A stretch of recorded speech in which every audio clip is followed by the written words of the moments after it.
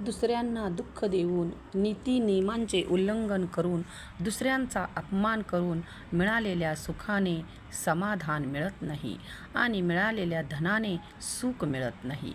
सत्याचा मार्ग धरा, पुण्य आपोआप पदरात पडेल आणि चांगला मार्ग मिळत जाईल. श्री स्वामी समर्थ. अपनी निगाह